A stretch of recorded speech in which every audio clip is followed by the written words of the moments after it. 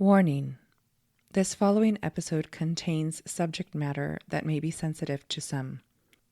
Listener discretion is strongly advised.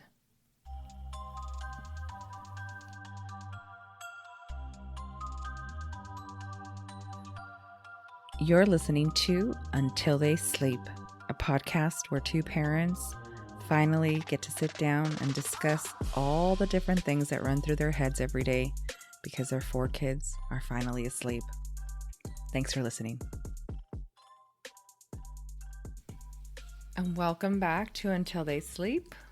Thank you for joining us again. I'm Chantal, and I'm joined by my husband, who's just staring at me like, what the heck are you doing? What's up, everybody? How you all doing today? Sleepyheads. I am also a sleepyhead myself. I, too, am a sleepyhead. And we do this recording late at night after our children go to bed, as said so in the intro. But just wanted to, bring it up again. That we're extra sleepy today. Extra sleepy, and I'm going dimensional, and I am demental. See, I can't even talk. He's going to be a little delirious. Delirious. But we did already. I might not be. Our Father's Day has completed. Hey, yeah, hope you all had a great Father's Day. Yes. Hope you got to show love for the men in your life that have been a father or a father figure to you guys. It was a very nice day for us. Yeah. My wife ended up actually calling her father, and he did come over. He did not mind coming over. And 2 of your siblings were able to make it up.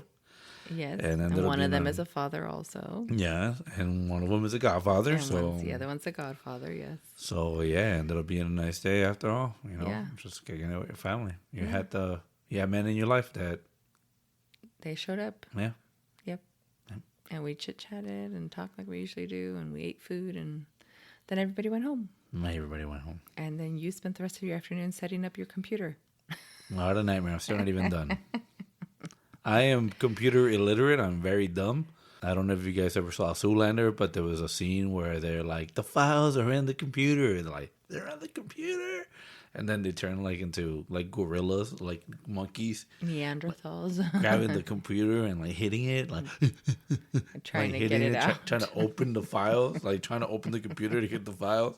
Yeah, that's me with computers. I'm really numb. I don't know what I'm doing.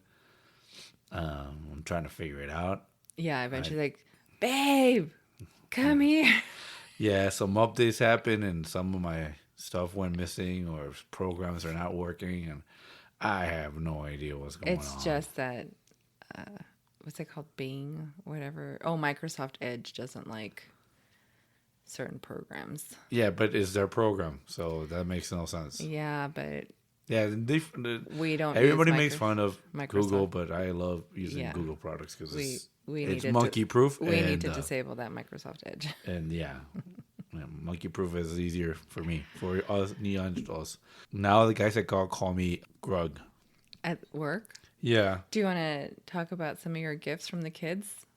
You got me right in the sip of my coffee there. Sorry. Yeah, man, I had some really nice gifts. Like kids went all out this year. I mean, they always do. I never got to tell my joke on the last episode. I was starting to tell it, and I went away where I was saying there was a joke, and I thought it was funny. So I'm going to tell it right now real quick. Okay, go ahead. So it was a video that I saw that this guy is sitting there, and his shirt's all full of holes and everything, and then hey, compadre, what are you getting for Father's Day this year? He's like, I don't know. I don't think I'm getting anything because nobody's asked me for money. And that was it. That was a joke. That was the joke. Because nobody's taking him or asking him for money. So then he's probably not going to get anything for Father's Day. Well, it's a good thing Mom works and I have my own money. Oh, yeah. I can still see the account, though. I know you but can. I choose not to for the same reason because I kind of want to be surprised. But, it was funny. I woke up and I've been a bad boy. I was a bad boy during the week. I ate pizza. Twice. I ate Thursday, a.k.a. I like to call it Thursday. Yes. And on Friday. Or Freak's Day. Freak's Day. And One was from, I don't know the name of the place, and it was all right. And then the other one was Papa John's on Friday, and that's pretty good.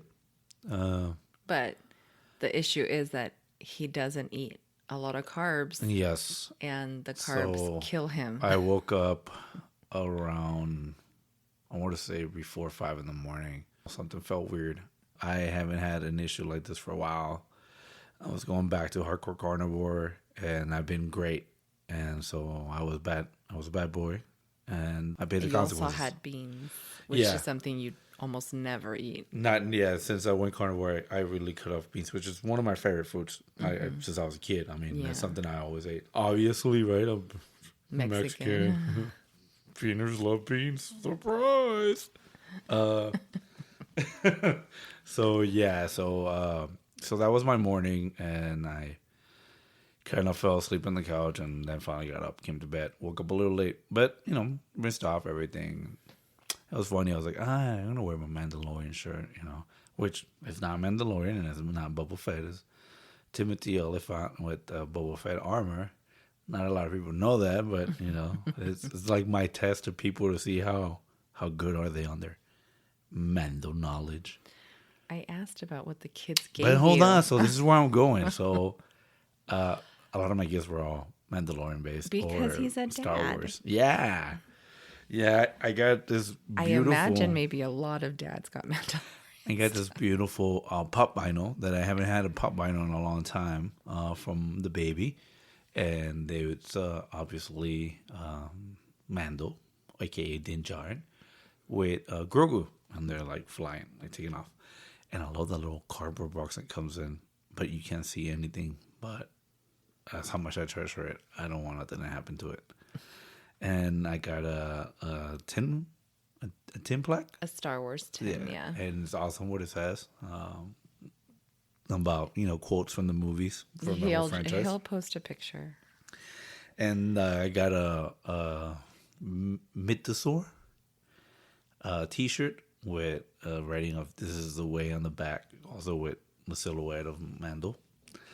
And I got a Mandalorian Bandai, so to go with my Boba Fett that I got from my oldest. So obviously I got Boba for Father's Day from the oldest, but I got here a little too early. Boba Fett, she sent you, okay. And then from my boy, I got Mando. And then my funny guy, my 10-year-old, got me this awesome coffee mug that says, "We came from my dad's balls," and it's for sperm. And it has their initials. Happy Father's Day on the bottom of the sperm. Hilarious. I actually, as soon as I opened it, I knew he had to do something with it. It wasn't one of those mom bought it and it's just saying that it's one of the kids that get it. I thought that was hilarious. Then I guess you give me a backstory that he saw it. He spent like a whole week on Etsy and Amazon and all these different websites trying to find you a gift. He's like, and he even gave me $20 because he wanted it to be from him. Oh no, that's the type of kid he is. Yeah, that is exactly who he is. Like if he's our one kid, like if he wants something and he wants it bad enough, he'll be like, "Here, Mom, I looked this up online and this is how much it costs. Here's the money." Or if he's short on something, he'll go to Dad and he'll be like, "Dad, I really want this, but I only have this much. Can you front me the rest?" But he'll ask. Whereas our eldest, he's so cheap. He gets his brother to ask. He'll get his brother to ask, but he has so much money because he works every summer. Yeah. And on his vacation time, he works. So he's accumulated quite a bit of money over the last year. And this kid won't spend a penny. Yeah, I'm pretty sure he didn't give you no money for my gift. He did not give you any money for his. Give me any money for his. I'm sure you brought it up after his brother did that, and he was like, "Nope." No, he doesn't. And he always comes to me like he's some cologne that he's been trying to buy. He shows me every couple weeks. He brings it back up like I'm gonna buy it for him, and I'm like, "You have your own money, right? Right? You want to spend that much money on that?" Yeah, I don't want it that bad. He was giving me the same about a gaming console, Did And I he was show you like, the lightsaber? he keeps on bringing them up. He keeps on telling me the prices, but I'm like, oh yeah. He's like, this one's way cheaper. I was like, well, cool, you got the money. Yes, I exactly. was like, no, it's like you should buy them, Dad. You know, it's like you little cheapskate. But our 10-year-old, he's No, yeah, he comes to me and he's Yeah. like, hey, Dad, I've been you know, I was playing this video game and they have this add-on skin and blah blah, and you know, here's some money. Could you get it for me? And I'm like, nah, man, you helped me out this week so much. It's mine. It's Yeah. gonna be your allowance. I'll buy that for you. And but he, you know, there'll be times when there'll be money next to my bed, and he's Yeah. like, you know, can you buy me this? Or Mom bought me this, so I want to pay you back for it. I'm like, no, man, like. He did that. So one of his friends at school wanted a toy that he had brought to school. He had a little Demogorgon, and one of his classmates, a girl, liked it. So he comes home and he's like, Mom, I need to go back to the store and buy another Demogorgon because so-and-so wants one. And it was $5. And he put the $5 next to your nightstand because I went and I bought another one, and he gave the money to his dad. And I gave it back to him. Told him not to worry about it. Yeah. But it was a gift for a He's girl. a great kid. Yeah, he's a great kid. The same girl also got another gift. No, yeah, he's gone out of his way for her, which Yeah. is fine by me. But he'll No never worries. see her again because I guess she's going. Well, they're both going to different schools Yeah. next year. No, well, I guess It is what it is. the dad feels safe now, and the mom feels safe now. We all feel safe now. Yes. So let me see. So I got the cup, I got the shirt, I got the Mando, I got the boba from the other one. You got the, cologne. I got a cologne, as it should be. Every year for my birthday or Father's Day, I should be getting a damn cologne. You might get more. Okay. Your birthday's around the corner. Just saying. I know. Oh no! When I saw a cologne that I got, I was like, "Yes, cool." Now I'm gonna go buy me the other one I wanted. Oh, maybe you're gonna get it for your birthday. Yeah, because that one's supposed to be only for the weekends, and the other one's for everyday use. The one you got today. No, that's for the weekends. And the other one's like twice the price. Well, I don't know what you're looking at. That's not what I was looking gonna at get. Something else. Yeah, We'll see. we will see. I'll have to verify. Oh well, interesting. Well, now I know. Now we know what I'm getting for my birthday, people. But yeah, so it was nice to see your dad. Nice dude. I love him. Alone today, he's always been cool. And we watched Avatar the way Yeah, he hadn't seen seen and it. he loves Avatar, so yeah, Yeah, that was cool. so we watched it. And then his gift was a box of donuts because he always gets donuts when he comes. And then we find out that he's not eating donuts anymore. So more for everybody else. I didn't get one. Well, you're not supposed to anyways. Yeah, but still, I didn't get one. But you had some tiramisu. That shit was delicious. That was so good. I was like, oh, I'll take a little piece just to taste it. And that little piece turned into another one. And then another one. And another one. Yeah. They were I mean, they were very small. They were very pieces, small. but I sliced them pretty small. yeah, but that thing was delicious. That was really good. Yeah. So yeah, it was nice kicking it with family. Yeah, I had a good time. It was And then- short, but it was nice. Yeah, it was only a couple hours. The highlight of I think for the day was my baby girl called me into the room and asked me to get some of her dresses down, and her cousin, they're a week apart, wanted to put on a little fashion show. And so I called my wife to help change the girls.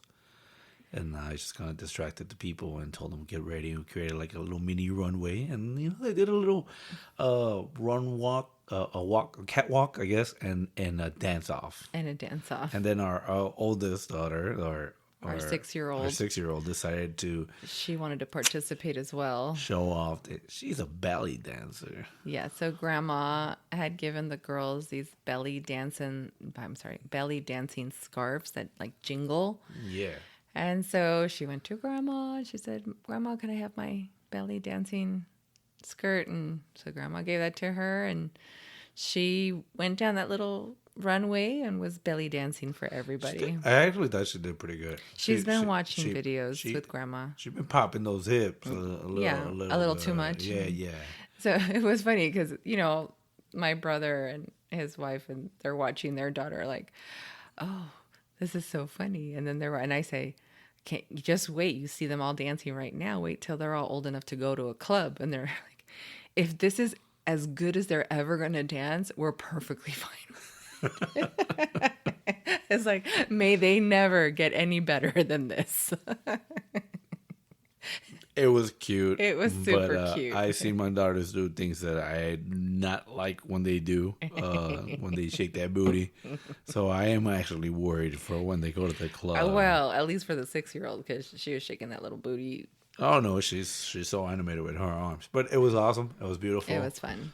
Another highlight for me was I actually got a phone call from my sister. Mm-hmm. That was nice. We spoke.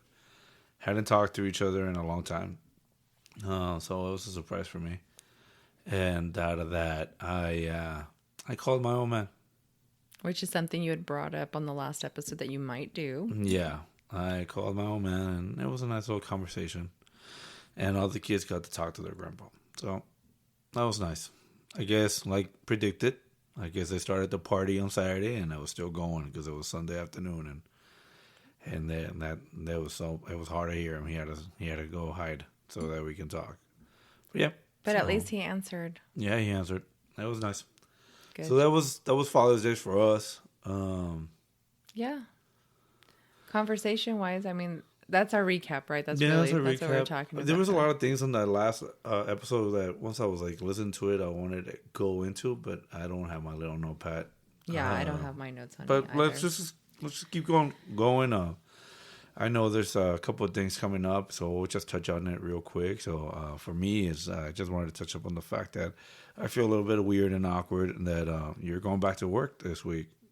I am going back to the office this week. So, I received a phone call after 22 months of not working in the office. Because I'm not vaccinated, I, was given... Luckily, I was given the option to work from home instead of being let go like many, many other people were. And now I've been requested to go back. Yeah, and actually it's going around a lot. I know even in my work, there was a lot of people that still didn't go to work. Mm-hmm. We're still working from home, or some of them had like a few days there and a few days outside.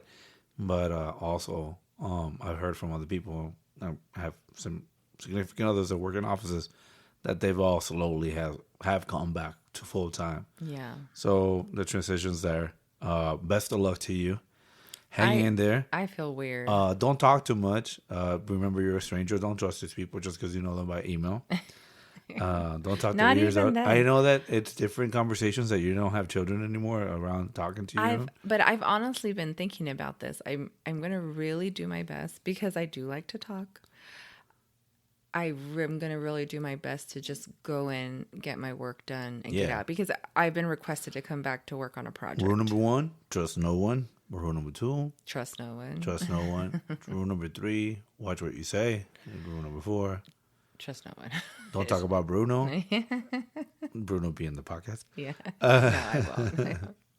It's actually, really... Bruno should be the thing that you don't have, that everybody... No, well, they all clearly know I'm not, because I haven't been there for 22 months. But I do feel weird about it because I'm the only one in the office who's not. There were a couple other people that weren't, but because they had gotten sick, like they had officially caught it prior to that, they were allowed to stay. I don't know. You know what's more important for me than that? It's herpes. Herpes is scary. Gosh, I'm not even going. I was going to say that I'm not going back full time. There's no way I'll go back full time. It's just going to be a couple days a week until this project is done, because our kids start school in August, and I had already made a commitment to homeschool our kindergartner. Yeah, I think we covered that before. So they're aware of that, and as much as they are saying they would like me to stay in office regularly, I've told them that I will keep them updated on if that's going to happen or not. Oh, yeah. Change the subject real quick. I forgot to tell you. So part of my Father's Day thing, I had a long video conversation with our oldest one. Okay. I saw you on the phone with Navy her. girl. Yeah, you went out to get some stuff, and she just was laughing because she was telling me that she's at the podcast where you're saying about the candy wrappers. Oh, yeah? Yeah. Mm-hmm. And she's like, she's talking about me. She's putting me on blast. People don't need to know about my candy wrappers. She was a little girl. It's just... Yeah, but it was funny to hear that. It is. But yeah, her and me had a conversation. I wanted to share a story. To me, the Father's Day was a little extra nice this year. I literally almost crapped my pants on Friday on my way to work. Little story here. I was going to work, and all of a sudden the cars in front of me slammed on the brakes, and I kind of hit my brakes and swerved to the right and to the left and to the right and a 360 and all this fun stuff, and made me miss having old metal vehicles. But at the same time, I feel lucky because I think maybe all those computer lane assist and ABS kind of helped me get out of it. Mm-hmm. But the scariest part was thinking I was going to get run over by a semi truck, and then seeing quickly like the front end of a semi. So yeah, that made me really think like, man, that was a close one. And what happened? I didn't see anything. I didn't see any. There was no accidents. There was no nothing. It was just everybody hitting their brakes. It's a chain of events. Thing of maybe so somebody was hauling ass. So you were hauling ass too and not paying attention. I think we were all going. No, I wasn't hauling ass because I don't haul ass. Like I go with the flow of traffic, But there's always a bunch of jackasses in that area that like to pretend that they're on a speedway. Yeah, on an open road or something that just start cutting off everyone. And I'm pretty sure somebody got off someone and they got scared and they tapped the brakes and the car's behind them. It's just a little accordion effect. And they got back to me and yeah, it's just. But you weren't. I knew I was gonna hit it. I knew I was gonna hit that car if I didn't swerve. I was kind of like, I hope that this guy is not going as fast on the next lane coming next to me. But the way that I adjusted it, I was already hitting the brakes. I was already, but I saw a bumper and I just turned and it just felt like loose, like I was gonna flip over, and then it started spinning, and then I went from lane 1 all the way to the shoulder on the right. It was like in seconds, and then I was like, those Fast and the Furious movies have taught me well, and they're all lies because those guys must be going 45 miles per hour to do all that shit that they do. But yeah, enough about that. So that was a fun moment. Oh, was it fun though? No, I mean, you almost died. No, I mean, it's funny when you like. In retrospect, it's funny. I mean, I was like, I can't stop. I got to keep going, and because then the adrenaline wears off. No, it wears off, and then I'll be like, it's gonna take me a few. But now I was like going, and I was like, that wasn't that bad. But it's like you start thinking about it, and like, damn, could have been worse. Yeah, could have been worse. Could have spent Father's Day weekend in the hospital. Yep. Or dead. Mm-hmm. Nah, hospital. Hospital? Yeah. I mean, You're optimistic. Yeah. Half full type of guy, not half empty. No. I'm the half empty one. No, I'm a half empty kind of person because I always want more. Yeah. Well, no, but if you're going to see a bad situation, you'll see the best in the situation. Oh, no, yeah. See, that to me, that saying it's a weird one because you're saying, is it half empty or is it half full? I like to see it as like half empty, but I don't see nothing wrong with like half full also because like I kind of want more, I think it's just to differentiate whether you're a pessimist or not. Like I'm a pessimist. I see things half empty, not half full. Yeah. You're an optimist. You believe in more. That's our opposite nature. It's never enough for me, baby. And we can get into that from that because I wanted to talk about men's mental health. Oh, yeah. It is June. It is men's health, too. Yeah, it's Men's Health Month. Health Month, yeah. And we talked about... I wouldn't have known that if it wasn't for, part of our conversation and something that I saw on social media, of course, because, everybody's more concentrated on other things. Rainbow Month. But in reality, that's more important than fathers. And then we also have Juneteenth, right? Memorial Day and Juneteenth is tomorrow. That's tomorrow. Oh man, yeah. But originally it's been Father's Day for quite a while. So men's health, So it correlates with men's health, right? So okay, let's go into it. What you got? What do you want to talk about? I kind of wanted just to talk about. I've been reading up on the 5 traits of personalities. 5 traits of personalities. Can you elaborate on that? So, more recently, I heard about this on Jordan B. Peterson's YouTube. But when I was reading into it, it's existed for much longer than that. Like the idea of that we're all born with these 5 particular personality traits that define how we play in life, right? How we live our lives, and that experiences in life can change that. Oh, no, yeah. That's the idea. And then, I'll set up links again, as usual, when I reference these type of things. I'll be posting links to everything so you guys can go check it out yourself. What are you talking about? I'm lost. Okay. I'm freaking lost. I don't get it. So you're saying that there's 5 personalities? Traits. Or 5 traits? 5 traits. And each person is some of it. What do you mean by traits? Okay, so there's neuroticism. So the term neuroticism is described as the way that how emotionally stable are you? So your neurons. Neurotic. No, when you call somebody neurotic, you're like, God, you worry too much. Why are you stressing? Stop overthinking things. God, you're so moody. That's someone who's neurotic, right? So their emotions, like how balanced are they in their emotions? Like usually a neurotic person is not well balanced emotionally, okay? Then you've got your extroverts or extroversion. So your extroverts are how you tend, one's tendency and intensity with which they interact with their environment and others.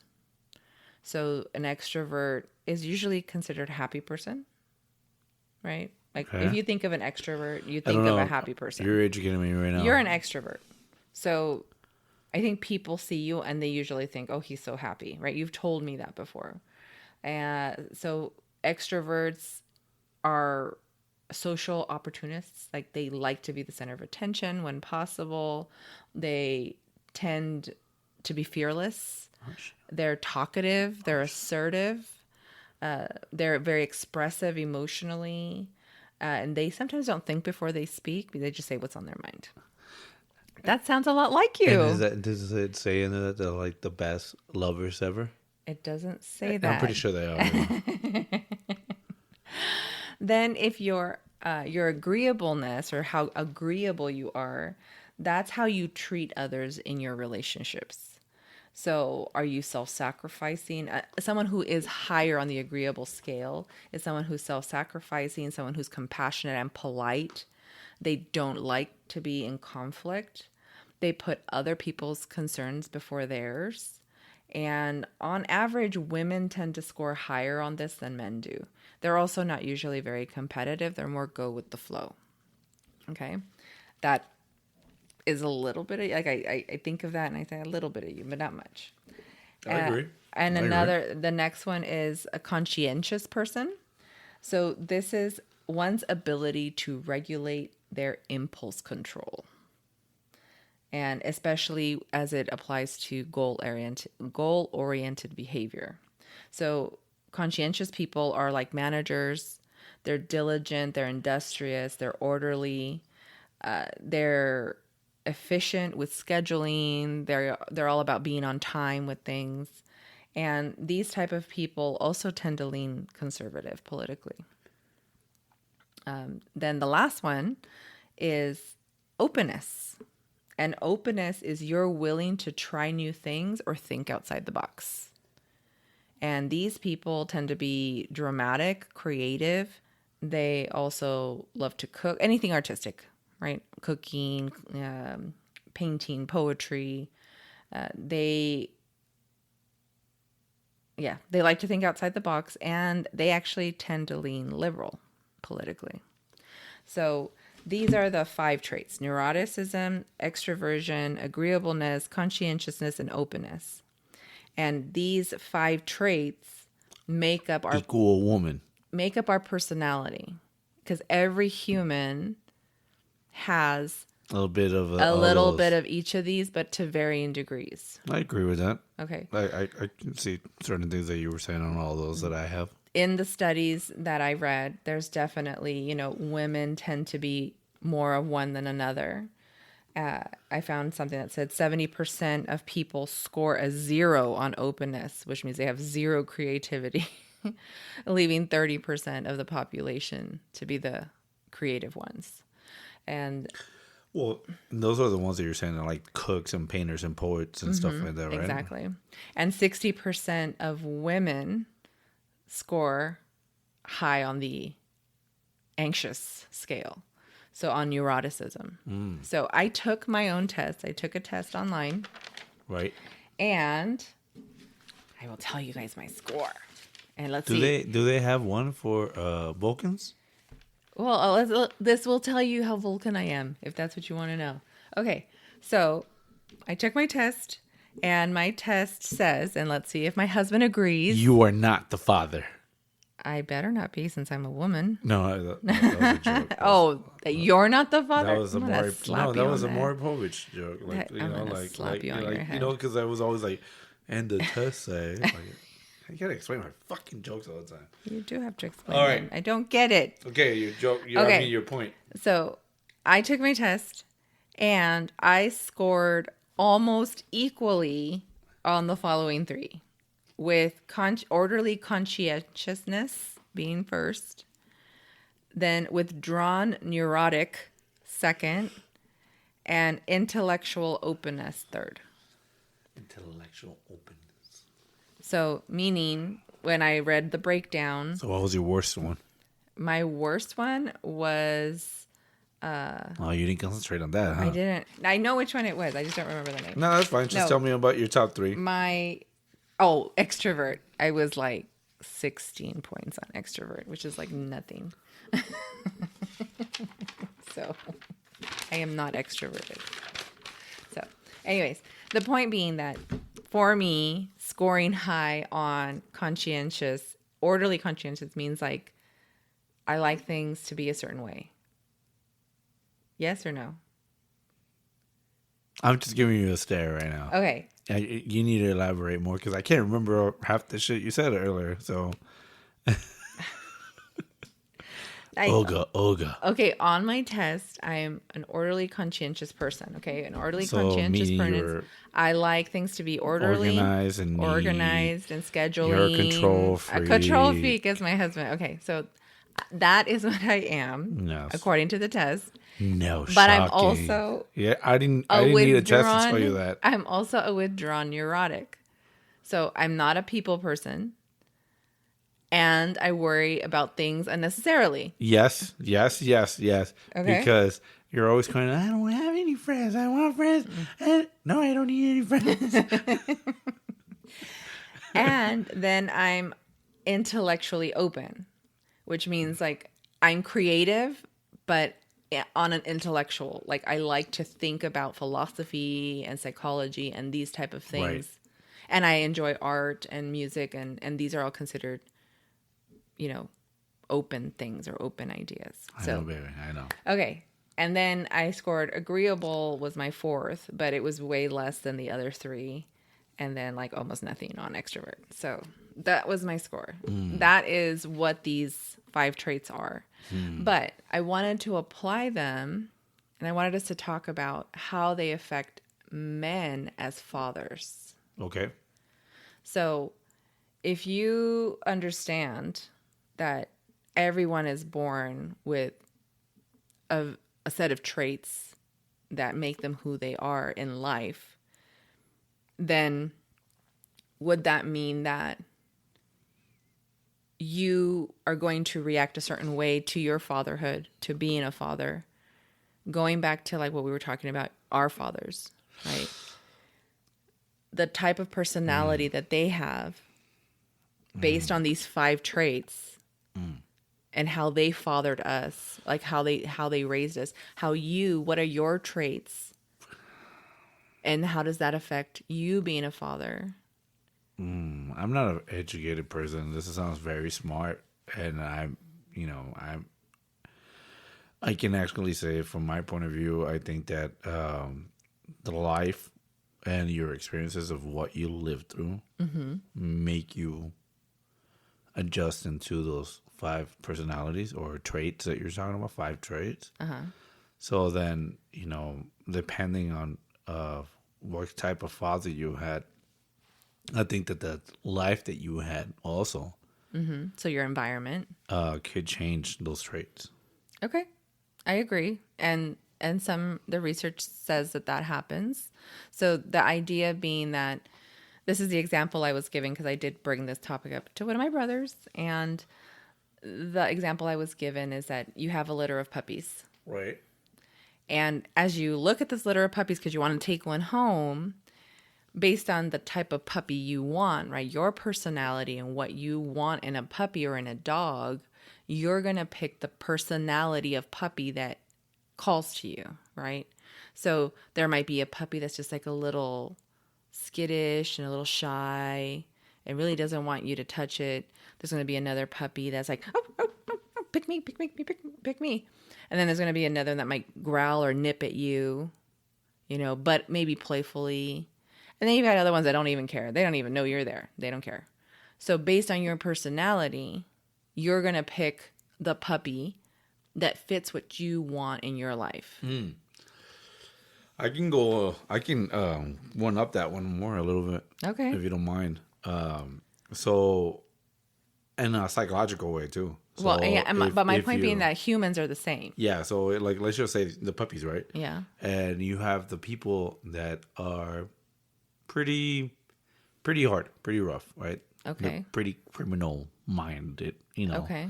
But are they like this from birth? It doesn't matter. They're grown-ups now, right? So Okay. they're in touch with their inner puppy.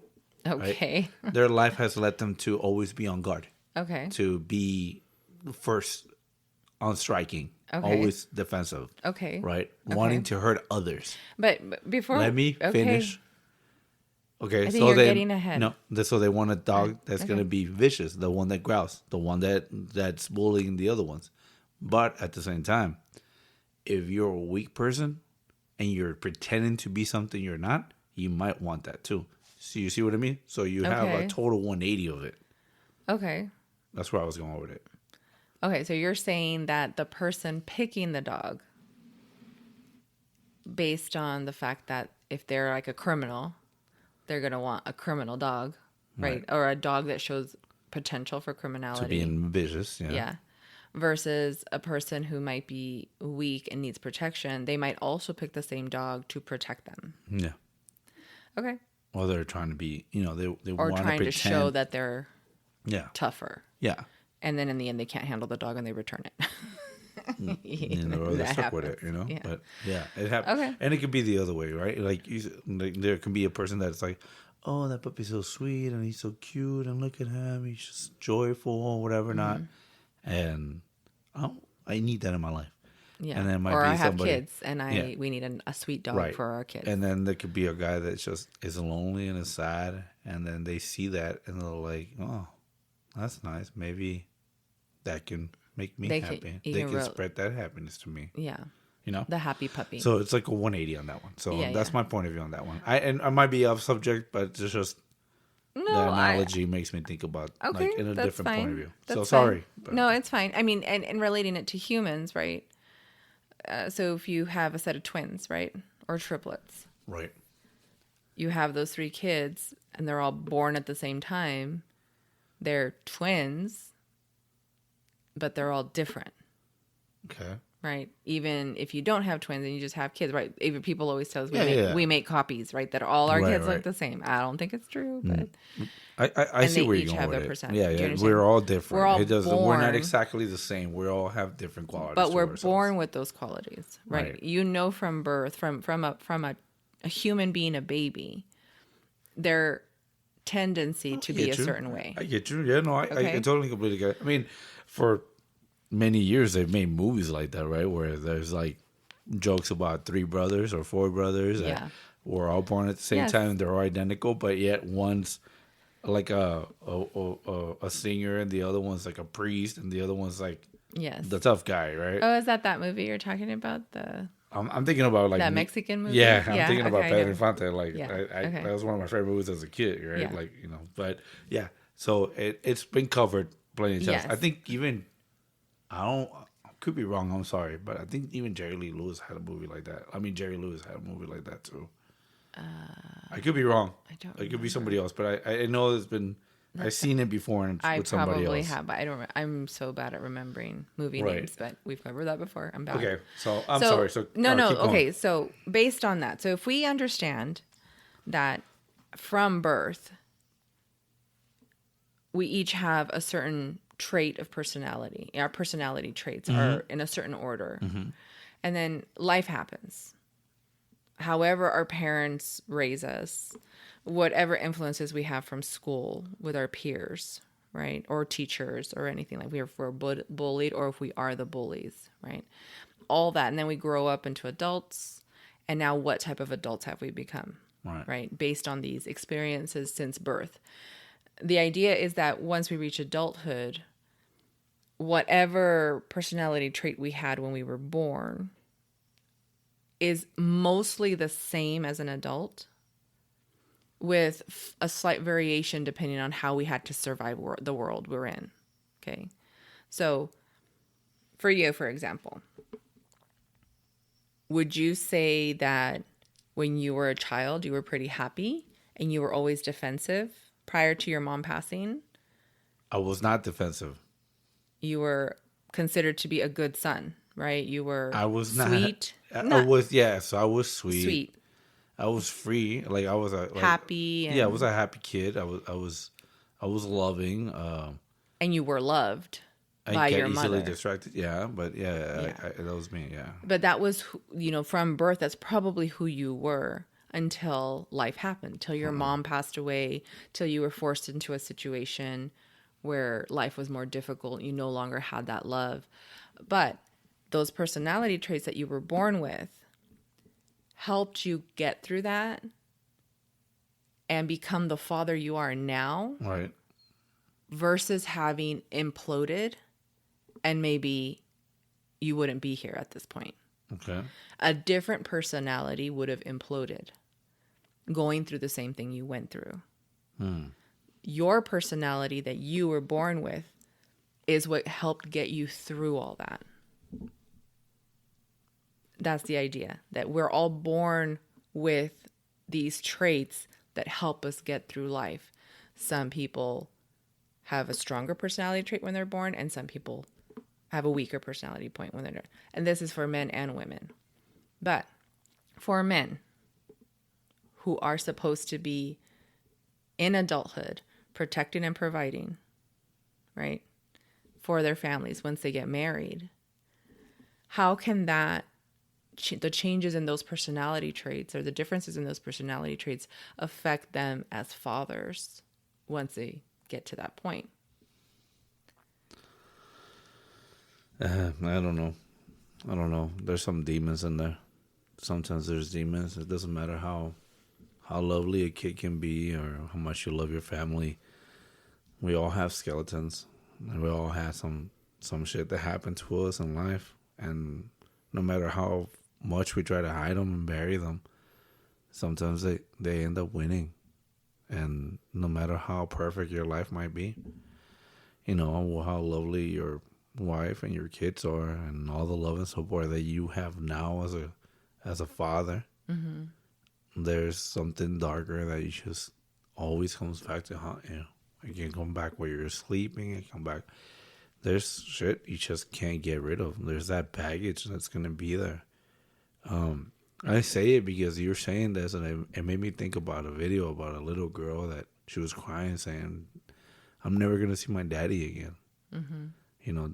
Daddy went to sleep, and he's never going to wake up again. And everything that I heard about that guy was like, loving wife, beautiful little girl. And he decided to end his life. Even everything that everybody was saying about that guy was like, it seemed like a perfect life. So why? It broke my heart because of that little girl. Like, no little girl, the way she cried and the words that she said. And, me being a father, I was like, I would never want to scar my children like that. I never. But how bad are those demons in that guy's head that he couldn't handle it? That beautiful little baby wasn't enough to pull him out of that hole. So no matter what, and sometimes those demons just win. In the last several years, there's been a lot. We've heard a lot about suicide, right? In the last few years in general, especially during the whole COVID thing, right? It was crazy how much crime was happening between murders and families. Like, aside from the divorce, like the divorce rates went up.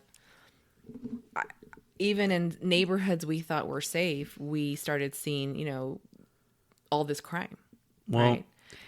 But I'm just saying, we've seen an increase in suicide and domestic violence and all this stuff over the years. But I like to look at it this way. We started seeing it because now it was affecting everyone. But for me, I've seen it my whole life. And I've heard about it my whole life because I'm part of the veteran group. Okay. And for us, for the people that have served, we have demons and we have things that we carry. And that no one will understand. And they don't understand it. And some people get to serve and they go and they see things and they come back and they're not quite the same. They've said it over and over again. And in the military, it's a common thing to always hear that somebody committed suicide after they got out.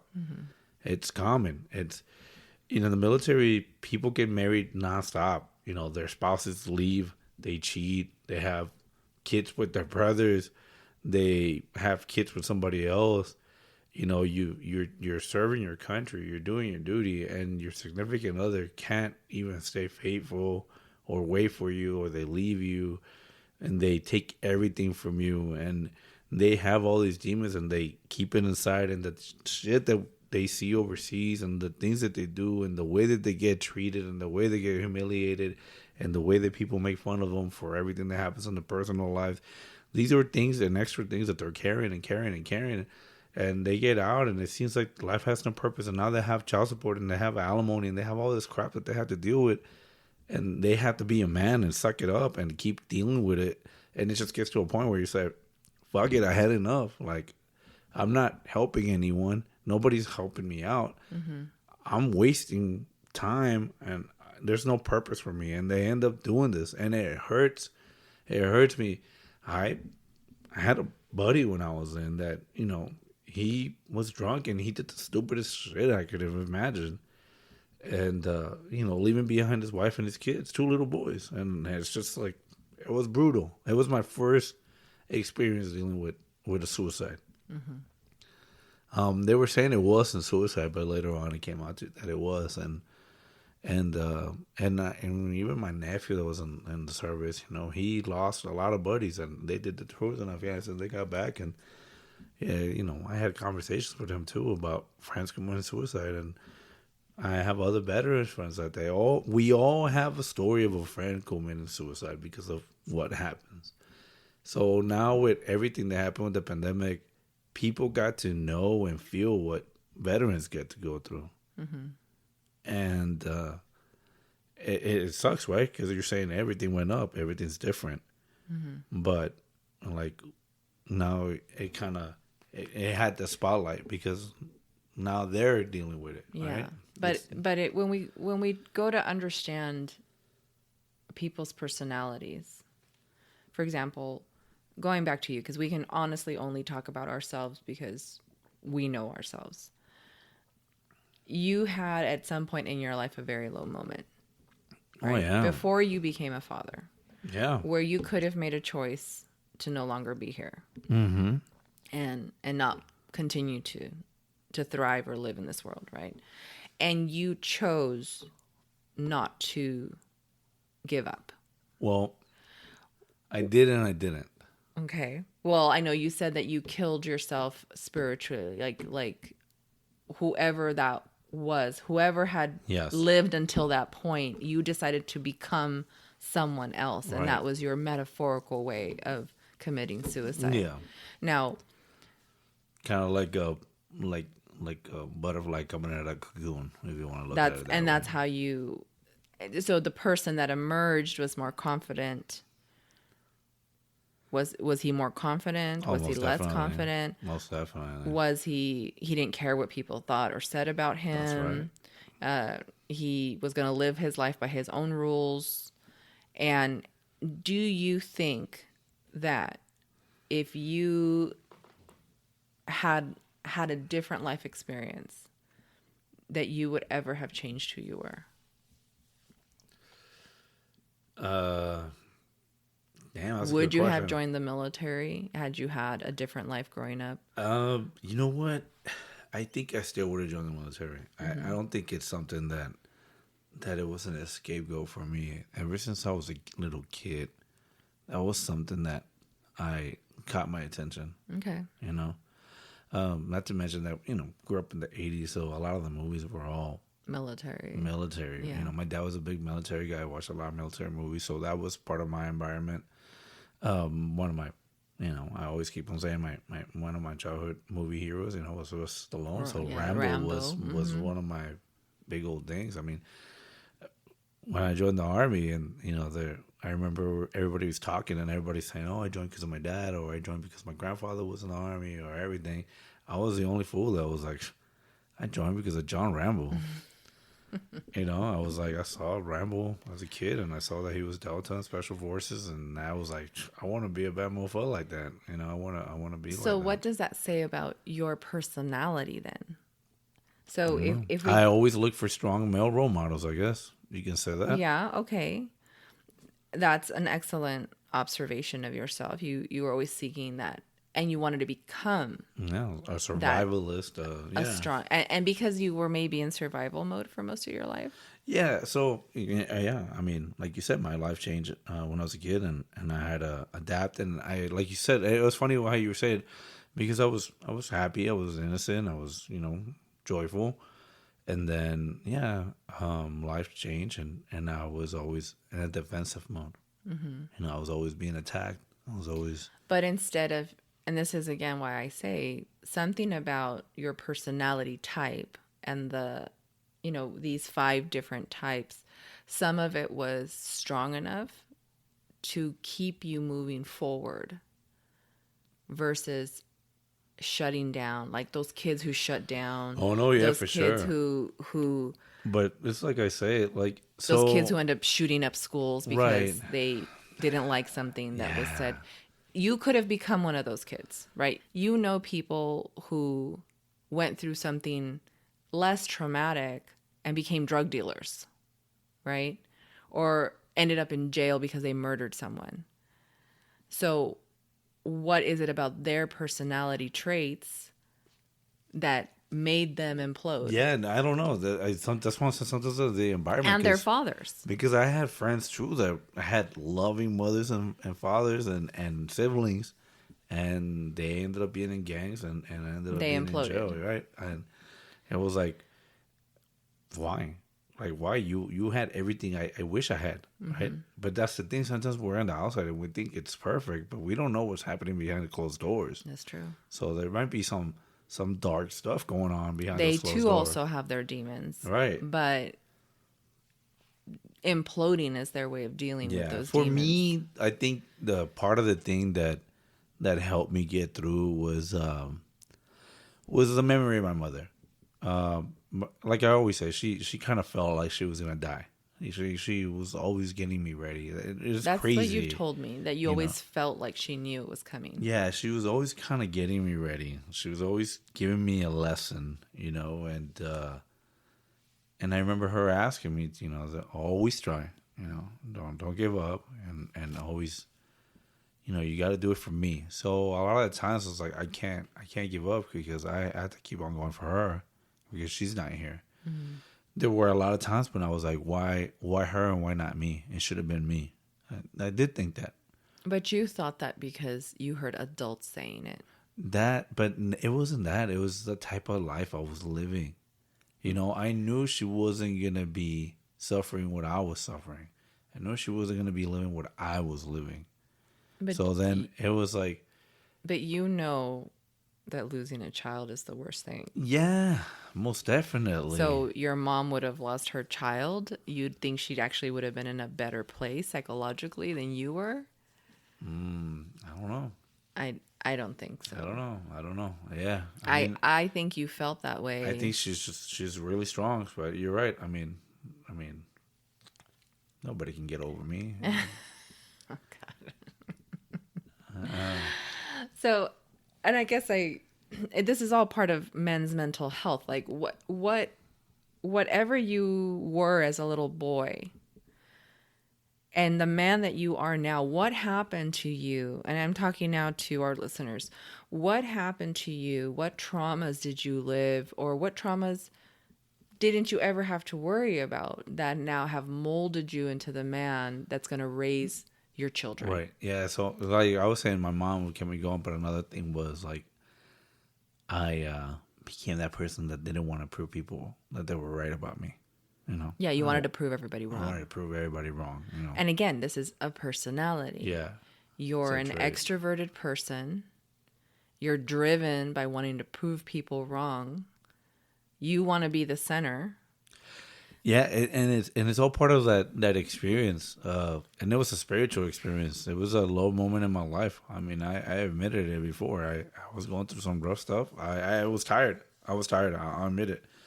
I was tired. I was like, hey, you know, I'm 17 years old and I've bounced around from houses. I've slept on benches. I've crashed in garages and living rooms, and I don't know what like real family is, love is, and I've been nothing but a sweet, loving person to everyone in my life, and I've been helpful. And that would be an agreeable person. Yeah, That's an agreeable trait. And everybody spat on my face, and everybody has backstabbed me in a way or another. You know, was I?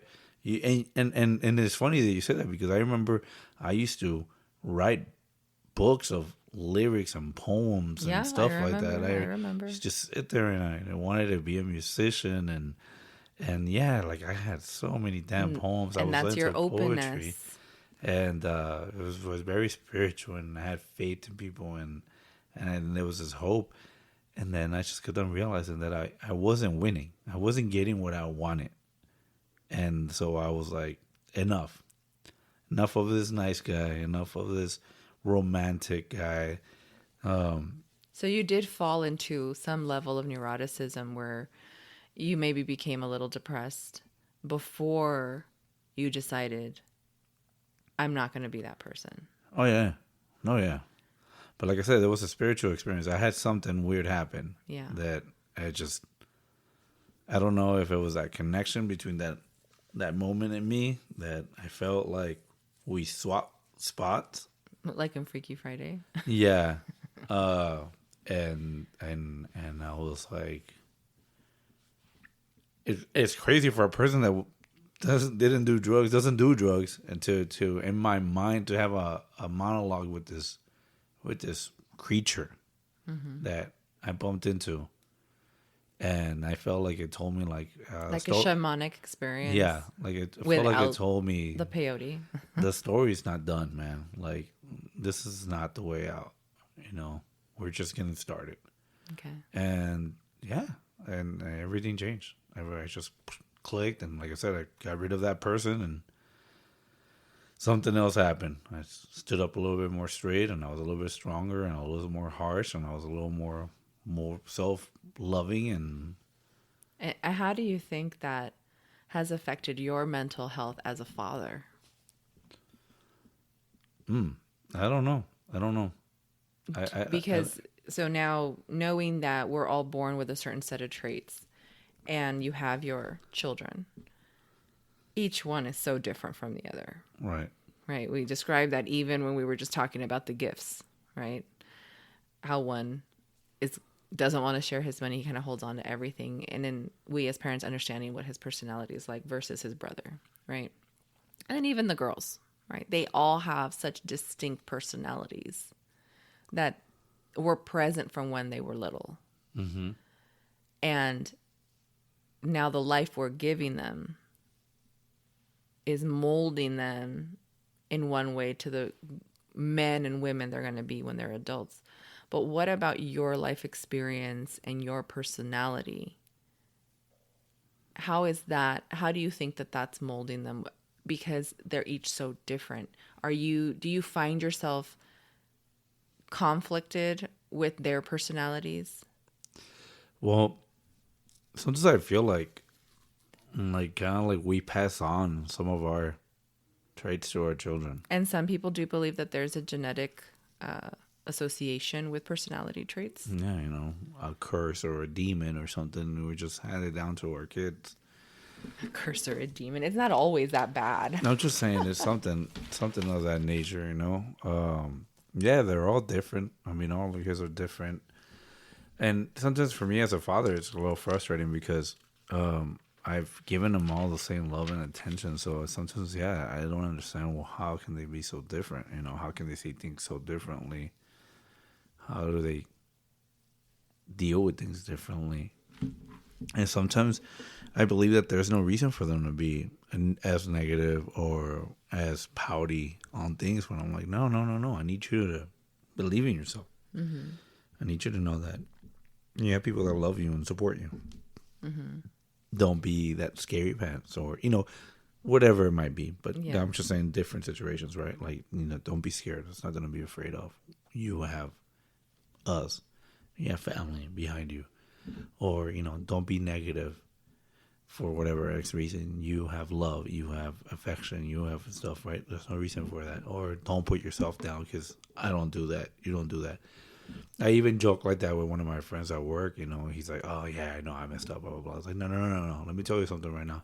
You don't put yourself down. And do I do that to you? No. Then you should have been doing that to yourself in the first place. And that's the deal we have, right? So you do that, and we'll go from there. Do things to the best that you can, and if what you can do can be done, and that's it, you don't put yourself down. So that's still part of your agreeable nature that you had as a child coming through. Well, like I said, I see a lot of those qualities. I fit on a lot of those qualities. And the idea is that we all fit into these 5 categories. And there's other tests out there that have way more. Like, there's one that has like 16 different personality types. I don't think it's an agreeable one. I think it's more of me trying to get them out of that hump. Well, no, the umbrella is like agreeable, and there's a bunch of stuff underneath it. It's just how we treat others. Our agreeableness is how we treat others. And you are definitely a person that looks out for others. Yeah. You've shown that time and time again, where you are very agreeable. You're not necessarily polite, and you're not necessarily... a lot of the times I want to give tough love. Yes. A lot of the times I do want to do tough love. You definitely do like conflict. But I do want everybody to succeed. I've said it over and over again. I want everybody to be good. I want everybody to be happy. But that's an agreeable quality. Yeah, I just think there's so much like negativity out there, and there's not enough people just saying "atta boy." Very extroverted and agreeable of you.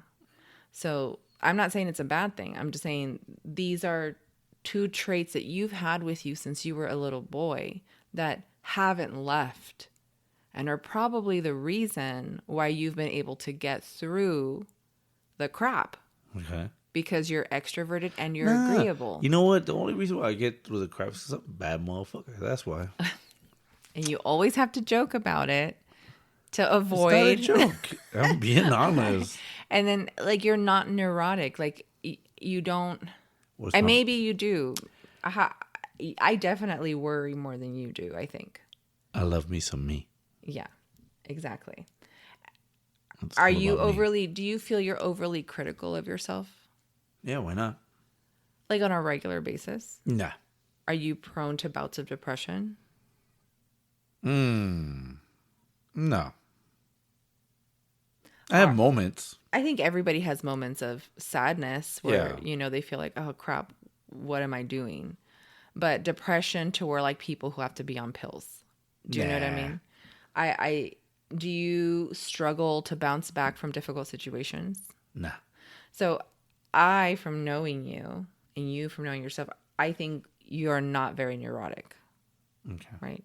That's what I'm saying. Going down this, you're extroverted, you're agreeable, you're conscientious. I think you were more conscientious before, and in a supervisory position that you are at work, you're definitely conscientious because you got to make sure people are on task and you got to keep to the schedule. And so there's like all this orderly stuff that you're good at doing when you want to, even here at home. I think you still have a lot of these traits, and these more positive traits have helped to get you through life because they were instilled in you at a very young age with your mom. Okay. So this is part of the psychology. Like if we understand that love and affection we get from our parents, instill these positive traits. Like, what if your mom had been the worrying type? She was. No, to the point where she, I don't have an example of, we've heard stories of like that super religious mom who everything her kids do, you're going to go to hell if you do that. Okay. Was that your mom? Which I can remember. Okay, well, I don't think it was because I think you would be very different. Like when we see movies about these type of people. Maybe that's why I hate religion. That there's like this woman, this mother, right? Like even some serial killers that are out there. I'm sorry, not hate is a strong word. Some movies out there, some serial killer stories that we've heard where the mother was was very religious, overly protective. That's and definitely to the one borderline abusive. That's one of my stepmoms. You just described one of my stepmoms. Okay, so overly religious and abusive. Mm-hmm. Okay, because overprotective and control freak, controlling everything. So that's a neurotic maternal figure who is probably, like you said, if she's a control freak, she's probably very conscientious, but she's also very neurotic. And probably scoring higher on the neurotic scale. Anybody who scores higher on neuroticism is going to probably not be a good parent, not be a positive influence on their children's life. That's the idea behind the studies. And then, if they're that type of parent, what kind of children would they have? Is that the ones that end up being serial killers, or There are some people who believe it is. I mean, there's different studies out there and research that people believe that, and we've heard of stories that this happens, but then there's times where the family isn't, and the child or person that just grows up and does evil things because other things in life taught them to be that way. Now, you're saying that, and it made me think about something that I wish I would have sent that to you. Something I was reading about, it was like a father or mother, I can't remember. They were talking about how sometimes as parents, we want our kids to do the things that we like or the things that we want, right? Like for me, football. I wish my kids would play football, right? Let's say that. Yeah. For example. But they don't care for it. You know, they want to do music or they want to do something else. And it's like, they don't inherit our stuff. Mm-hmm. But the fact that they like that is not because of me, is because of an ancestor of mine. Okay, yeah. So that's genetic memory. It's genetic memory. So, or something, genetically passed down. That skips a couple of generations, it goes down.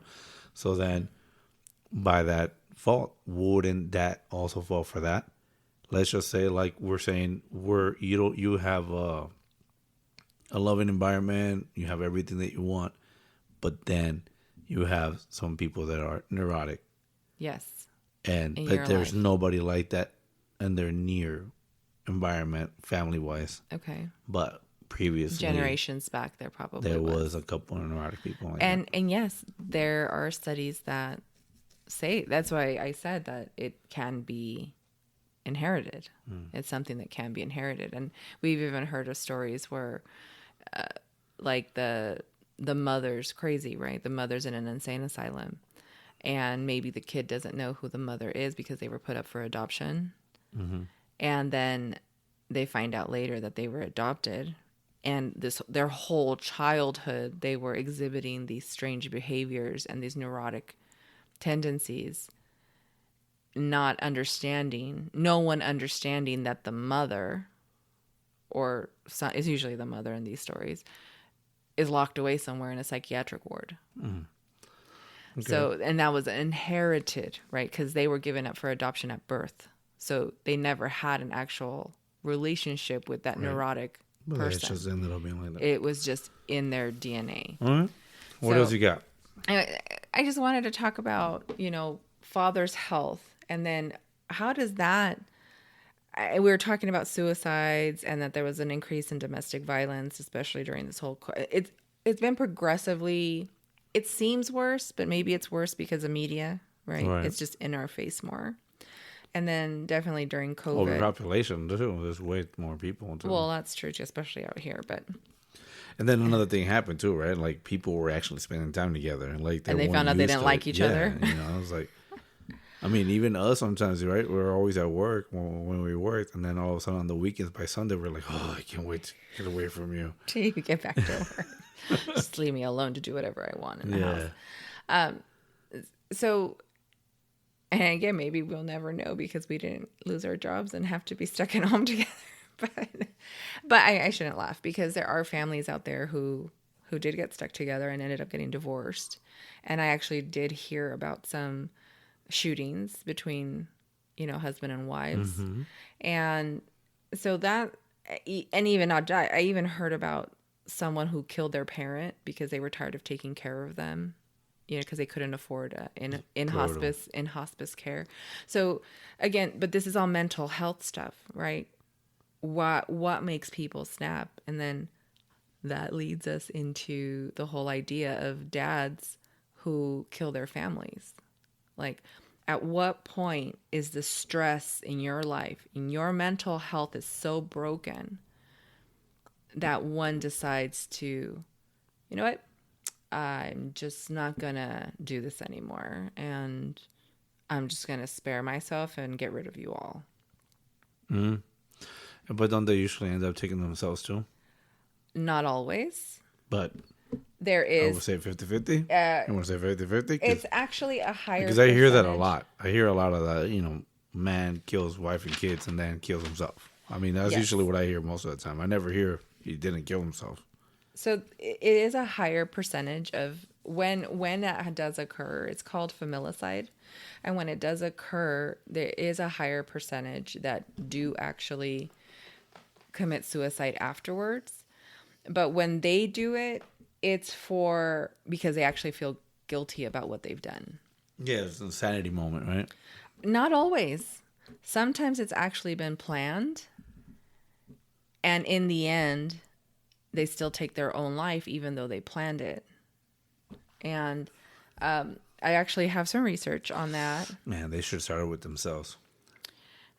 And and this is the discussion, right? This is the thing. And that might be what happens sometimes, right? What do you mean? That they started with themselves because they were like contemplating doing that to their family. Well, maybe some of the suicides, that's what it is. They take themselves out before they take out their family, right? Yeah. And then other times it's like, one could say it's like, if life is so hard for you, why would you take out your whole family? And then a lot of times it comes back, well, I didn't want them to suffer. Yeah. Either the embarrassment or whatever. And you don't know because if the guy committed suicide, you're never going to know. So anyways, I got some stats. There you go. This is for murder-suicide. Like when dads do decide to kill themselves. And I'm going to go and I will talk about some quick... Are you okay? I really hate the subject. I really hate it. I don't like it. Why do you hate it? It's just sad. It's just... But it's part of mental health. I know, and despite the fact that I'm not happy about it. I mean, it needs to be talked about. It needs to be brought up. I mean, enough about trying to cover it up or hide it or pretend it's not there. I mean, shit is happening, and the stats are there. It's just sad. And it's sad because you see yourself as someone who would never do that, right? Definitely. It's like, how can a father get to the point where he'll I try do to that? joke, and I'm not very well educated on the subject, and it's just it makes me feel uncomfortable. But it's an interesting topic, but it's so fucking sad. Okay. I understand. It is sad. It is sad. But like you said, it's a topic that's not talked about. Maybe this is why dads are number 7 on the list. Yeah. Part of the reason dads are 7 on the list is dads don't ever want to talk about what's really going on.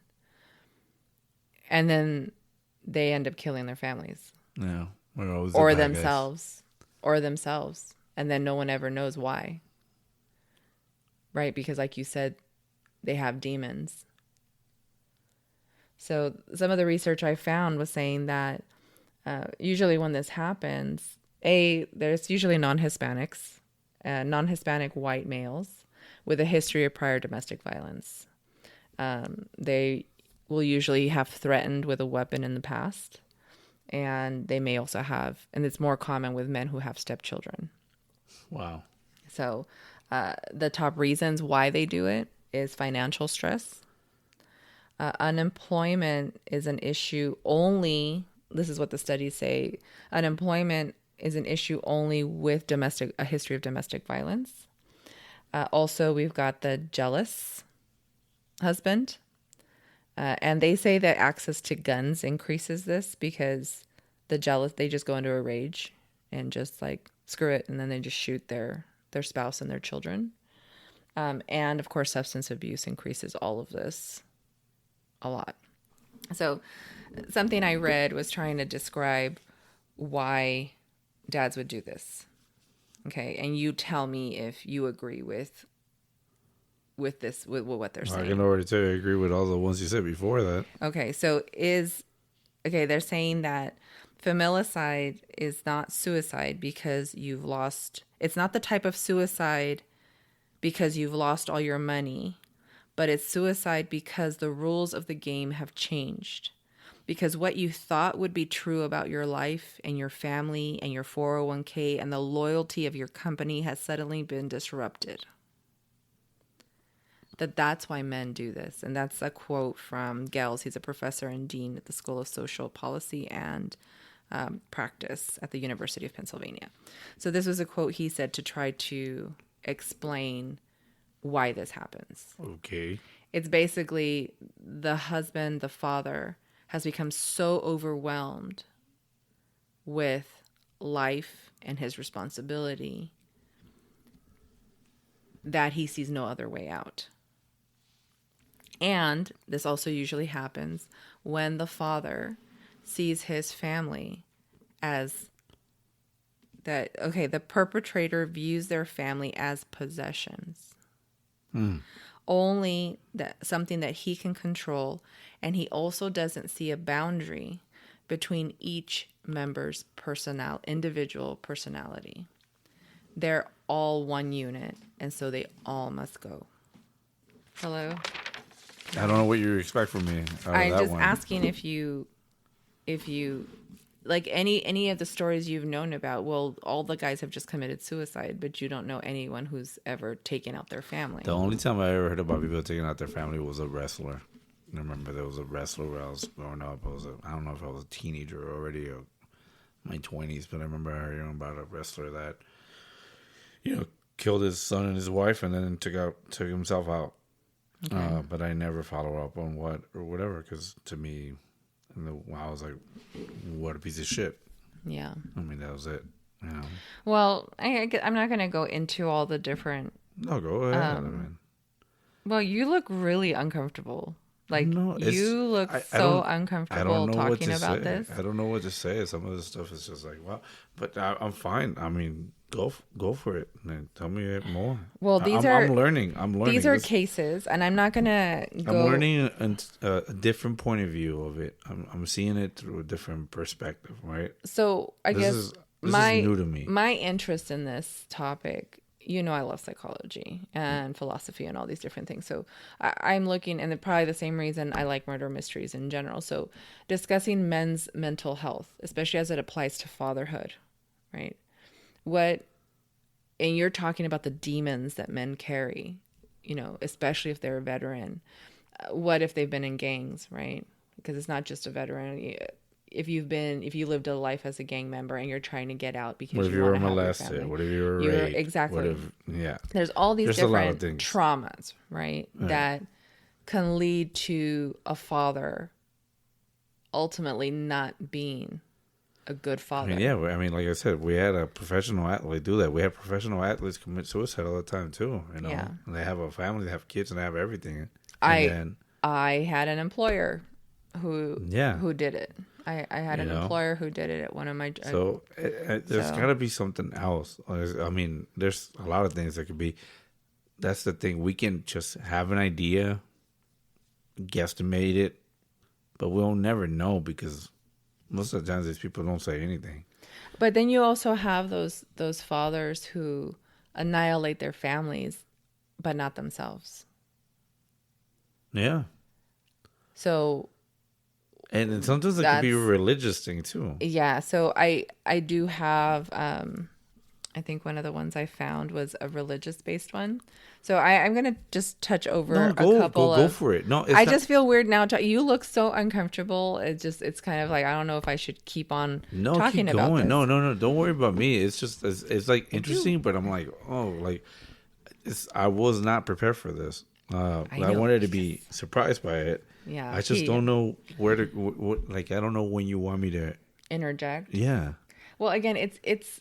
I want your take on why these men are doing this. And part of it is like I'm afraid of if I say something that I don't know if somebody's listening to this and they're going through that, and me being a jerk about it, or being my hard love could push them.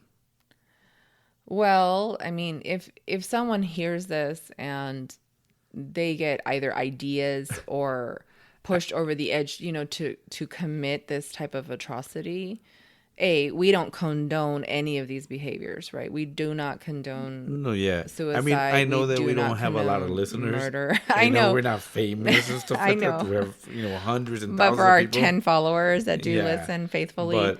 But I don't know, maybe 10 years down the road, somebody comes across this episode and just for the heck of it, listens to it. I don't know. But the same could be said about all the murder mystery podcasts out there. How much information do they give out? And the way people do things and the way murders are committed. And I mean, one could say the same thing as like, oh, I got the idea for this from listening to that podcast about murders. No, yeah. You know what I mean? So I'm not going to go into details on any of these cases. Go ahead. Do your thing. I didn't write down the details. Okay. I know them in my head, but I didn't write them down so that I wouldn't say them. And this is also like one that could be so freaking long, right? So I don't know how. I'm trying not to make it that long, which isn't, because if I went into a bunch of detail, it would just drag on. So these are really just going to be like this is who it is. This is what happened.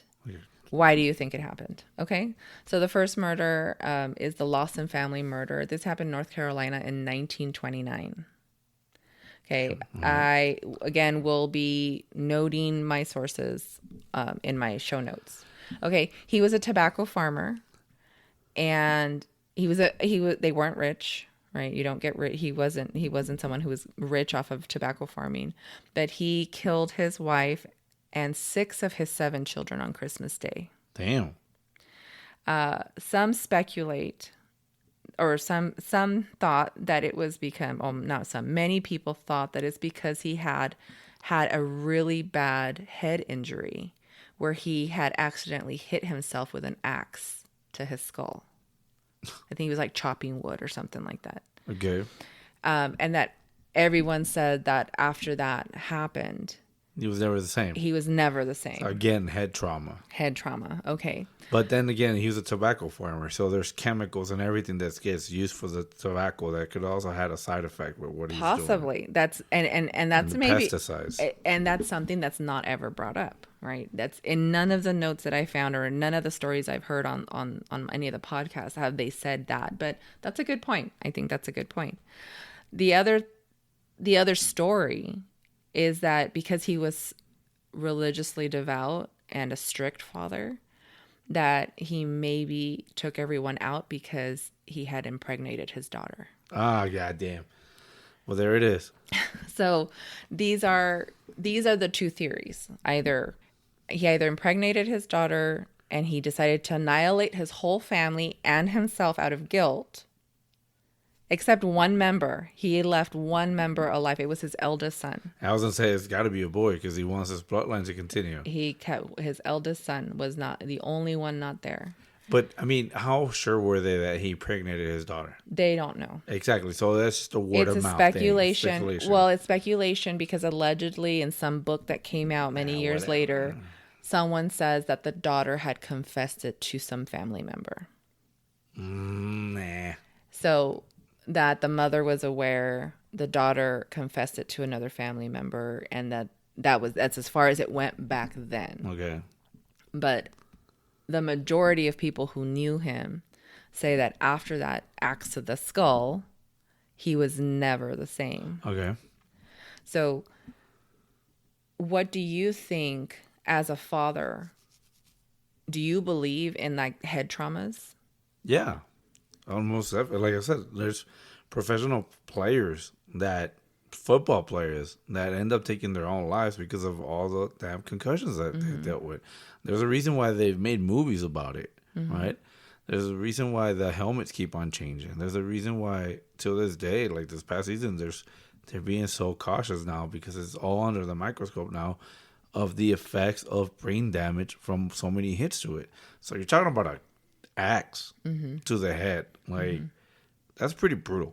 Yeah. So I don't know if it's through the back end or the blade it doesn't, cord or whatever. I didn't say. I mean, there's people that, get the blade and usually die. And there's some of them that get it in there and they still live it for a couple more hours. There's some that get lucky and survive. But the brain is not going to heal itself. The same. It's not going to be the same, right? I had heard on a different, I don't have this detail on here because it's something I remember hearing, but that some people say that they would see him sitting out, on the farm talking to himself. Yeah, there's people. I mean, let's think about it from what I used to do before on the motorcycles, right? Every time we had a motorcycle accident and somebody we knew, we all know when there was some brain damage, they were never quite the same. Either they're, they weren't the happy person anymore. They were always angry, or it was vice versa. They went from being the very quiet guy to the very loud and obnoxious, and druggier or party guy, or like it was took a complete 180. They turned into somebody else. That reminds me of we just saw the last Fast and the Furious, right? And oh yeah, the character, the protagonist in the movie, right? He talks because he's very flamboyant. Yeah. But he's very evil still. He's very... Yeah, he was always evil, but he was quiet, right? And then whatever happened... head trauma, because he says it was a head trauma. And then now all of a sudden he's very flamboyant. He's extra crazy and flamboyant. Yeah. Yeah. So head trauma. And then I guess that would also be a reason why helmets, like you said, not just for football players, but even motorcycle helmets. Right. Ride your bicycle, you have to wear a helmet. Right, so there's so many sports. I mean, what do we tell our kids? Don't jump on the bench. Stop hitting your head. Because you're going to hit your head and then, you might cause brain damage. You're not going to be the same, Or, I knew a guy when I was a kid and he was jumping from... I tell the kids this story, right? Yes. I know a guy that as a kid, he jumped from bed to bed and he hit the back of his cerebellum and then he just became pretty much... a vegetable. Not a vegetable, but he was retarded. Yeah. But he was still a nice guy and everything, but, he just couldn't function. He just couldn't function the same anymore. Like, he didn't have control over his left hand. Part of his, left side of his body, he would drag his foot, and everything was different, So in a case like this, where the father has decided to annihilate his family, it seems pretty obvious that his personality trait has nothing to do with it at this point because he has suffered brain injury. Yeah.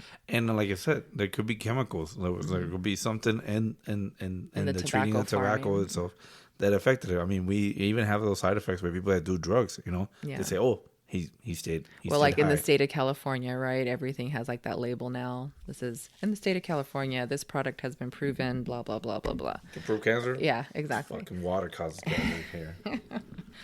Okay, so this is just an example of a case. That's one. Okay, there's one. The next case is the case of John List, and this is from 1971, and it happened in New Jersey. So this guy... Oh, he did that shit. This guy is a little different. He killed his wife, his mother, his 3 kids, and then he disappeared. He was a wealthy accountant and a devout Lutheran. Huh. And he lived in an upper-class neighborhood in New Jersey. Reset button. See, and says... He wanted to start a new life, and he just wanted to get rid of his past. Okay. I bet you. All right. So what they found out in the investigation is that he was, you know, they were living this affluent life, and they were living beyond their means because he was losing money, and he thought he was about to lose his job. Okay. And on top of that, because of his devout religious ways or beliefs, he felt that his children were going to live lives of sin, especially his daughter. And he actually evaded being caught for decades.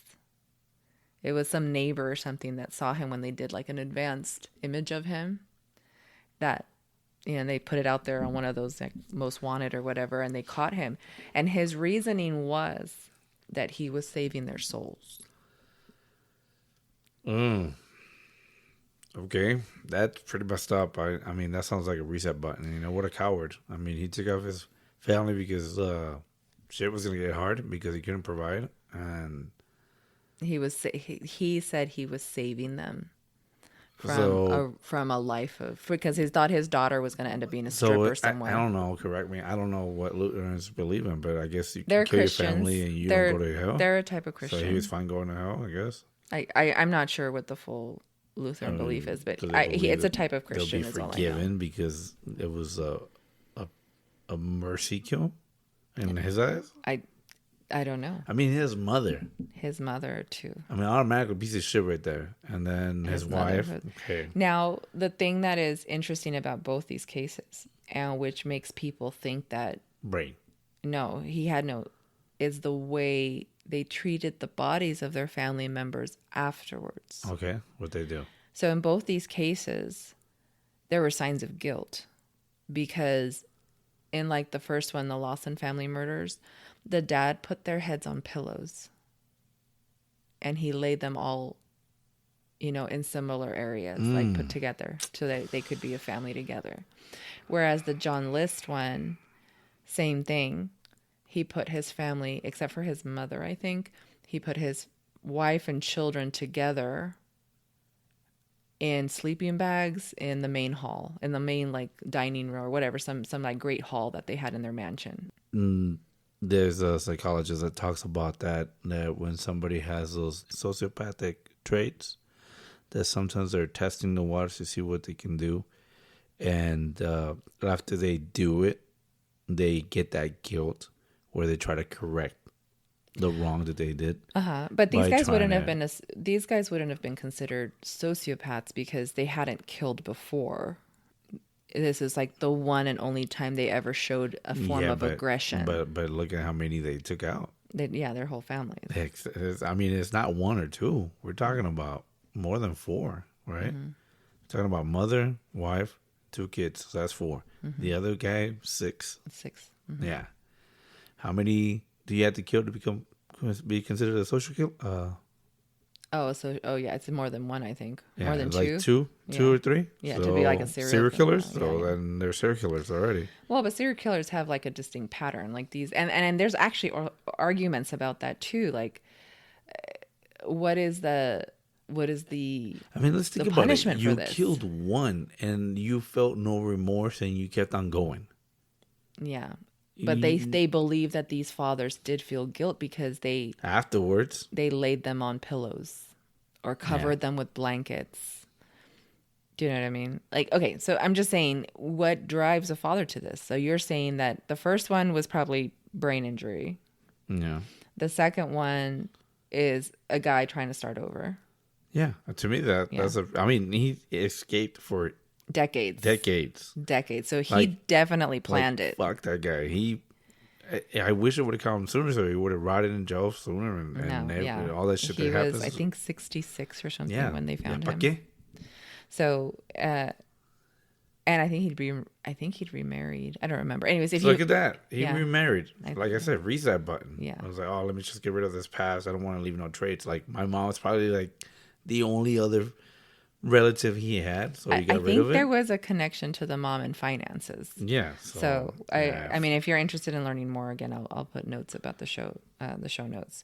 Okay, this was he loved them. They loved them. That's why they did the pillows and everything and put them together. So So that's the thing is, it's like he loved his family, but they're together. They'll be together. And he thought that by murdering them, they would automatically go to heaven.